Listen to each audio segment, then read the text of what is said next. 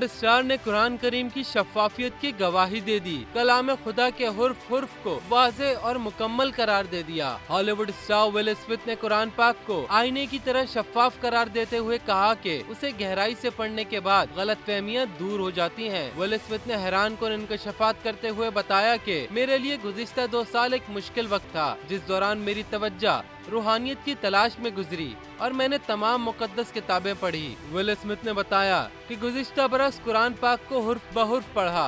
कुरान बहुत वाज़े और आईने की तरह शफाफ है। विल स्मिथ का कहना था कि उन्हें ये देखकर हैरत हुई कि किस तरह 3 मुकद्दस किताबें कुरान, तौरात और बाइबल एक दूसरे से जुड़ी हुई हैं।